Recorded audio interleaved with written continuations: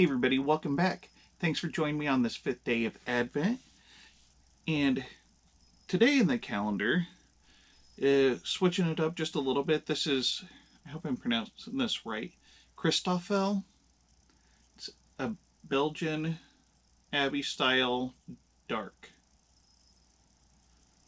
So, in the artwork's kind of cool. Looks like a what am I trying to think of? Stained glass window in a church or something. So seems appropriate for this time of year. So let me dive right into the stats. They had a website, which was a nice change. I got a little bit of information. It was a little wonky, I guess, for lack of a better term. I did find my information, but I found like an American or an English version rather, and then somehow stumbled into their Belgian version and was able to get back to the English so that I could actually read what they were trying to say. So this beer is 6% alcohol, has an EBU of 20, so must just be European Bitterness Unit, not IBU. It says it's best served at 4 degrees Celsius. So I'm going to give you just a split second to try to convert that before I tell you. That is 39.2 degrees Fahrenheit.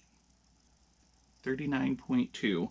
Yeah, I had to look that up. I don't know. I think my son knows the formula for converting that because he's able to just spout off the conversion pretty quickly. He's a smart kid. It's top fermented, so it's an ale. It's got an EBC, so color rating of 70. As you can see, it's a fairly dark brown. I guess if I get some light behind it, it's kind of a brownish red, but I think it's just a nice dark brown. Or at least that's probably their intent. I'm not real sure. Let's see. And for their notes, it says, especially selected roasted and colored barley malt. It's full body, rich aroma, roasted malt, and has caramel and coffee notes. So let's dive into this and see if we can't taste any of that, shall we? Cheers.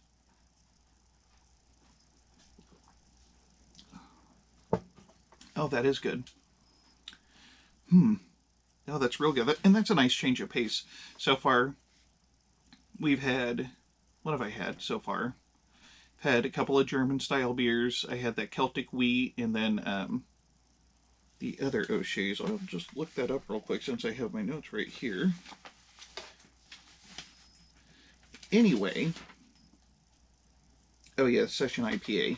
So yeah, it's a nice change of pace to get a dark beer in.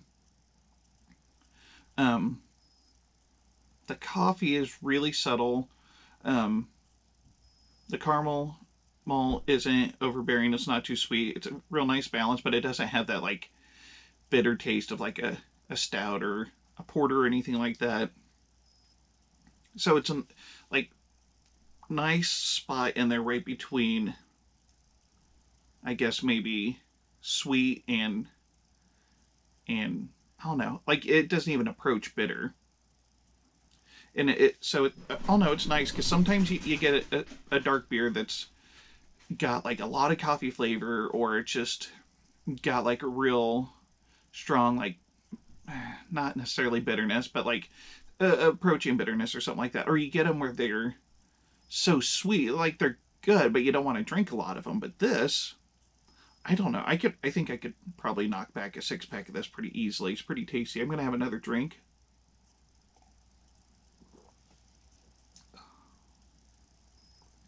Oh, that's just a good beer. So I don't know that I've ever seen them carry this at Aldi, but I'm going to show that again. This was in the Advent calendar. And on their website, it looked like Kristoffel was owned by a larger group called Martin's.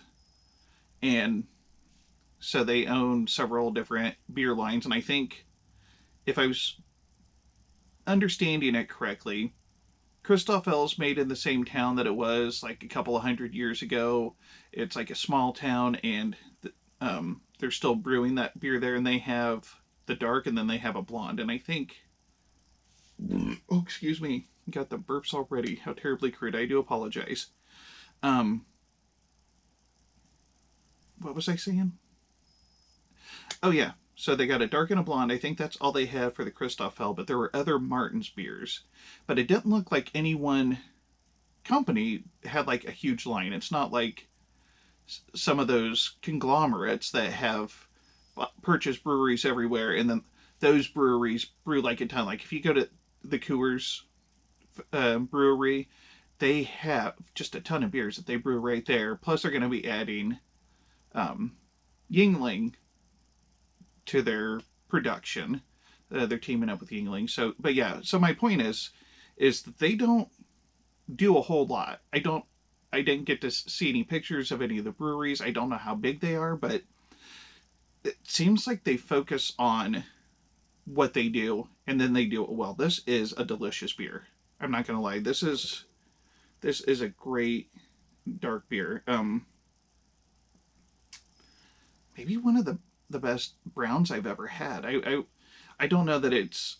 I'm assuming that it's just a brown ale, not a porter or what are some of the other dark styles? It's definitely not a stout. It's not a porter. Drawn a total blank on some of the other dark styles, but just a real nice, well balanced brown ale. Slightly sweet, just a little bit of coffee in the finish, not much. And honestly, if you had it any colder than what I had it now, I don't know that you'd even notice the coffee in there. You would just notice the caramel, and it wouldn't be terrible. So it probably would help if I had like a room temperature glass to pour it in instead of keeping all of mine in the freezer. But I tend to like my beer cold. So, but yeah, I mean, the flavors are all there, really well done. If you see this, I strongly suggest trying it. I really like this beer. I'm kind of sad that I only have the one, so I'm gonna have to try to hunt it down. Maybe there's some place that around here. I know there's a liquor store in Omaha that specializes in hard to find beers and higher end spirits and wines. So I'll have to check there. Maybe they have it. If not, I'll just have to do some research. I'm gonna have to do some hunting. This is a really good beer, and I am rambling. So I think that's all I got. It's really good beer. Drink it if you can find it. And this is the Malted Gentleman reminding you, you only have one liver, so use it wisely.